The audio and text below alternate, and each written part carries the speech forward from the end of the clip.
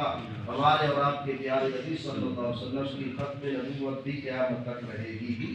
تو معیار مبلغ کے متعلق فرما رہے ہیں کہ اللہ تبارک و تعالیٰ نے ہمارے اور آپ صلی اللہ علیہ وسلم کے نبی کو حضرت جبرائیل امین علیہ السلام کے ذریعے قرآن عطا فرمایا، دین اسلام عطا فرمایا۔ کچھ لوگ جہاں مغالطہ دیتے ہیں، وہ کہتے ہیں کہ جبرائیل امین علیہ السلام حضور کے استاد تھے۔ ایسی بات نہیں، نبی علیہ السلام کو اللہ تبارک و تعالیٰ نے خود آپ قرآن کا علم عطا فرمایا۔ سبحان اللہ۔ قرآن میں فرماتا ہے الرحمن علم القرآن، رحمان نے اپنے پیارے نبی صلی اللہ علیہ وسلم کو قرآن کی تعلیم عطا فرمائی۔ تو آپ دیکھیے حضرات محترم، قرآن کی وہ آیات بینات جیسے حامیم اور عین سین قاف ہے، طٰہٰ ہے، نور ہے، یاسین، طاسین میم، ایسی صورتیں جو ہے یہ حروف مقطعات میں کہا جاتا ہے۔ تو ان کا معنی آپ قرآن کی تفسیر اٹھا کے دیکھیں، مفسرین نے بیان نہیں کیا۔ کیوں کہ یہ راز کی بات تھی، اس کا معنی، اس کی مراد کیا ہے یہ اللہ جانتا ہے یا اللہ کا رسول صلی اللہ علیہ وسلم جانتا ہے۔ سبحان اللہ۔ امین علیہ السلام وحی لے کر آنے والے، انہیں بھی پتہ نہیں ہے کہ ان حروف مقطعات کا معنی کیا بنتا ہے، یہ اللہ جانتا ہے یا اللہ کا رسول جانتا ہے۔ حضرت جبرائیل امین علیہ السلام پیارے نبی کے استاد نہیں تھے، بلکہ پیارے نبی علیہ السلام کے خادم تھے۔ اس لیے معراج والی رات حضرت جبرائیل امین علیہ السلام جب آئے، حضور سو رہے ہیں، آرام کر رہے ہیں، تو حضرت جبرائیل امین کو اللہ نے حکم دیا ہے، پیارے جبرائیل آپ جو ہے پیارے نبی علیہ السلام کے قدمین شریفین کو بوسہ دیں اور لوگوں کو بتا دیں کہ میں بھی پیارے نبی علیہ السلام کا خادم ہوں اور پیارے نبی صلی اللہ علیہ وسلم کا غلام ہوں، پیارے نبی سے محبت فرماتا ہوں۔ تو دیکھیے پھر معراج والی رات جب حضور علیہ السلام بیت المقدس تشریف لے کے گئے، سارے اللہ کے نبی وہاں تشریف فرما تھے، تو نبی علیہ السلام جس براق کے اوپر سوار تھے، اس براق کو حضرت جبرائیل امین علیہ السلام ایک پتھر کے ساتھ پتھر میں سوراخ کر کے اس براق کو باندھ رہے ہیں۔ یہ سب کچھ کیوں کر رہے ہیں؟ علماء کرام بیان کرتے ہیں کہ تاکہ لوگوں کو پتہ چل جائے کہ حضرت جبرائیل امین علیہ السلام بھی حضور کے خادم ہیں، حضور کی خدمت کرنے والے ہیں۔ براق حضور نے خود نہیں باندھا، بلکہ حضرت جبرائیل امین علیہ السلام نے ایک پتھر میں سوراخ کر کے حضور کا براق باندھ کے لوگوں کو بتا دیا، لوگوں میں بھی حضور علیہ السلام کا خادم ہوں۔ سبحان اللہ۔ اس لیے فرمایا یہ لوگوں کی ذمہ داری ہے کہ اچھے طریقے کے ساتھ وہ قرآن پاک، قرآن کا علم، حدیث کا علم، تفسیر کا علم سیکھیں، پھر لوگوں کو بتائیں۔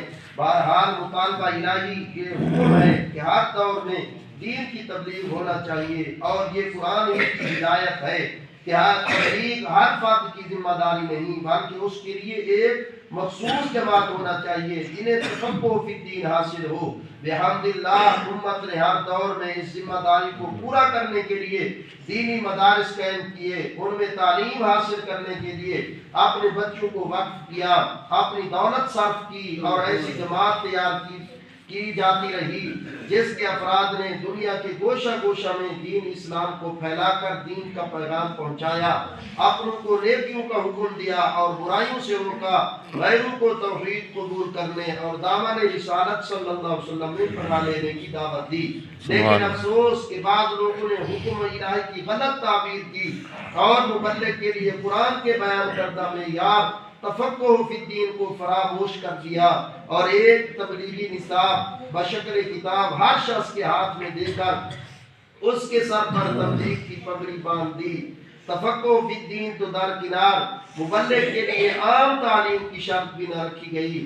ایسے لوگوں تک کو یہ اہم منصب سونپ دیا گیا جو اپنی زبان بھی لکھنا پڑھنا تک نہیں جانتے، انہیں تو شخصی ضرورت کے بھی پورے مسائل معلوم نہیں، وہ دیگر اہم مسائل پر گفتگو کیا کر سکتے ہیں، کسی سوال کا جواب کیسے دے سکتے ہیں۔ بطور ثبوت ایک واقعہ ملاحظہ ہو، یہ مفتی صاحب اپنا واقعہ لکھ رہے ہیں کہ میں کسی مسجد میں نماز سے فارغ ہو کر بیٹھا ہوا تھا۔ مفتی صاحب فرماتے ہیں میں نماز پڑھنے کے لیے کسی مسجد میں گیا، نماز پڑھ کے میں فارغ ہوا تو مسجد میں بیٹھا ہوا تھا، ایک صاحب نے لوگوں کو روکا اور کھڑے ہو کر وضو کا طریقہ بیان کرنے لگ گئے۔ لوگوں کو کہا بیٹھو میں تمہیں وضو کرنے کا طریقہ بتاتا ہوں۔ تو حضرات محترم، مجمع میں سے کسی نے سوال کیا کہ حضرت صاحب دانت میں سے کتنا خون نکلنے پر وضو ٹوٹ جاتا ہے؟ جواب ملا بھائی ہم سوالوں کے جواب دینے نہیں آئے، بس جو بیان ہو رہا ہے اس پر عمل کیجئے۔ مفتی صاحب فرما رہے ہیں مجھے حیرت ہوئی کہ جس شخص کو ایسا معمولی مسئلہ معلوم نہیں ہے اسے تبلیغ کرنے کے لیے نکلنے کی جرأت کیسے ہوئی؟ مفتی صاحب فرما رہے ہیں میں کھڑا ہوا، مسئلے کی وضاحت کی اور ان صاحب سے کہا کہ برائے مہربانی آپ کسی مدرسہ میں داخل ہو کر دین کی مکمل تعلیم حاصل کیجئے پھر مبلغ بنیے۔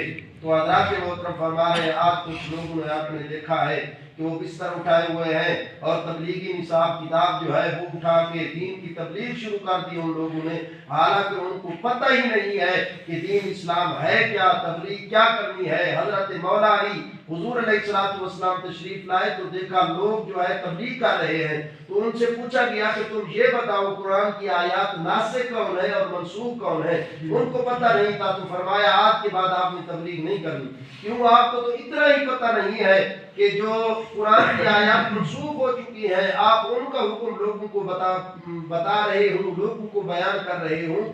تو مفتی صاحب یہی بیان کر رہے ہیں کہ آج جو ہے ہر بندے کے ہاتھ کے اندر تبلیغی نصاب کتاب پکڑا دی گئی، جاؤ تم تبلیغ کرو۔ تو جب وہ وضو کے مسائل بیان کر رہا ہے تو ایک بندے نے پوچھا کہ یہ بتاؤ کہ دانت میں سے اگر خون نکل جائے تو وضو ٹوٹتا ہے کہ نہیں ٹوٹتا ہے، اس کی وضاحت بتاؤ۔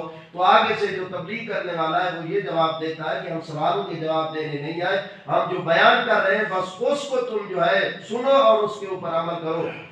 مفتی صاحب فرما رہے ہیں حیرت یہ ہے جس کو اس چھوٹے مسئلے کا بھی پتہ نہیں ہے وہ بڑے مسئلے کو کیسے سمجھے گا، وہ کیا رہنمائی کرے گا۔ تو حضرات محترم تبلیغ کی جو دو جزء ہیں ان کے متعلق بیان کیا گیا، انہی لوگوں سے پوچھا گیا کہ بتاؤ اس تبلیغ کی کتنی جزء ہیں؟ 2 جزء ہیں تو وہ کون سی ہیں؟ ان کو اتنا ہی پتہ نہیں تھا۔ ہم گاڑی میں آ رہے تھے چوک اعظم سے، ایک ساتھی میرا دوسرا بھی تھا تو یہ بھی بیٹھے ہوئے تھے، وہاں بات شروع ہو گئی گاڑی کے اندر، تو ہم تبلیغ کے لیے نکلے ہیں۔ ہم نے یہی سوال کیا کہ تبلیغ کی کتنی شرطیں ہیں بیان کرو، تبلیغ کی جز کتنی ہے، کس طرح تبلیغ کی جاتی ہے؟ کہتے ہیں ہمیں پتہ نہیں ہے۔ تو پھر ہم نے کہا اگر آپ کو پتہ نہیں ہے تو پہلے آپ پڑھیں، آپ سیکھیں، علماء کرام کے پاس بیٹھیں، پھر آپ کو پتہ چلے گا تو پھر آپ آگے تبلیغ کریں گے۔ یہ حالت ہوتی ہے میرے دوستو تبلیغ پر جانے کی۔ پھر نحوست یہ پڑتی ہے جو سنی بریلوی ان کے ساتھ جاتا ہے یا واپس آتا ہے تو آ کے پہلے کو فتویٰ اپنے باپ کے اوپر لگاتا ہے، کہتا ہے تم بریلوی ہو، تمہارا نکاح ہی صحیح نہیں ہے، تم مشرک ہو۔ تو پھر اس سے بندہ پوچھے کہ اگر تیرے باپ کا نکاح صحیح نہیں تھا تو پھر تو کیسے جو ہے تو پیدا ہوا؟ تو خود آپ انصاف کر کہ تو حلال کا ہوگا یا حرام کا ہوگا۔ جب اپنے باپ کے اوپر تو فتویٰ لگا رہا ہے کہ باپ کا نکاح ہی صحیح نہیں ہے تو پھر پیدا تو ہوا ہے، تو بیان کر کہ تو کس طرح پیدا ہوا۔ تو حضرات محترم اسی لیے مفتی صاحب فرما رہے ہیں بلکہ اس عظیم منصب کی تحقیر و تذلیل ہے جو انبیاء کا صحابہ کا منصب ہے، جو انبیاء کی وراثت ہے، اور حضور علیہ السلام نے علماء دین کو اس کا وارث قرار دیا ہے، وہی اس منصب کی حفاظت کر سکتے ہیں اور کر رہے ہیں۔ پس جاہل مبلغین کی محفلوں میں شریک ہونا، ان کی باتوں پر توجہ دینا دین و ایمان کے لیے اتنا ہی خطرناک ہے جتنا کسی اناڑی ڈاکٹر سے علاج کرانا جان کے لیے خطرناک ہے۔ اللہ ایسے لوگوں سے محفوظ رکھے اور علماء کی صحبت و رفاقت نصیب کرے۔ کوئی اناڑی بندہ ہو، اناڑی حکیم ہو تو اس کے پاس اگر بندہ علاج کرانے کے لیے چلا جائے تو اس بندے کی جان تو چلی جائے گی، وہ بیچارہ کیا علاج کرے گا جس کو خود ہی پتہ نہیں ہوگا۔ تو حضرات سوال ہوا کہ خون اگر نکل جائے تو اس کے متعلق میں چھوٹا سا مسئلہ آپ کو عرض کر دوں۔ مثلاً ہمارے ہاتھ سے یا جسم کے کسی بھی حصے کے اوپر کوئی چوٹ آ گئی ہے یا زخم ہوا ہے تو وہاں سے اگر خون نکلا ہے، چاہے تھوڑا سا خون بھی ہے، خون نکلنے سے وضو نہیں ٹوٹتا۔ علماء کرام نے شرط یہ بیان کی خون یہاں سے مثلا چوٹ آئی ہے، ڈاکٹر صاحب ٹیکا وغیرہ لگاتے ہیں، تھوڑا سا خون اگر نکل آیا ہے اپنی جگہ کے اوپر کھڑا ہے تو پھر وضو نہیں ٹوٹا۔ اگر وہ خون اپنی جگہ سے آگے بہ گیا ہے تو پھر حضرات محترم وضو ٹوٹ جائے گا۔ خون بہا اور اپنی جگہ سے تھوڑا سا آگے چلا گیا تو اس آگے چلے جانے سے وضو ٹوٹ جائے گا. اسی طرح ہم وضو کر رہے تھے, بندہ مسواک کرتا ہے, کلی کرتا ہے تو اس سے جو ہے خون نکلتا ہے, تو پھر بندہ تھوک جب نیچے گراتا ہے تو اس تھوک کے اوپر خون جو ہے غالب ہوتا ہے, تو اس وقت وضو کرنا صحیح نہیں ہے. بندہ تھوڑی دیر رک جائے, جب بالکل منہ جو ہے اس کا صاف ہو جائے, پھر اس کے بعد وہ بندہ وضو کرنا شروع کرے, آگے مکمل وضو کرے. دعا ہے اللہ تعالیٰ ہم سب کو اپنے پیارے نبی کی محبت نصیب فرمائے. السلام علیکم یا رسول اللہ.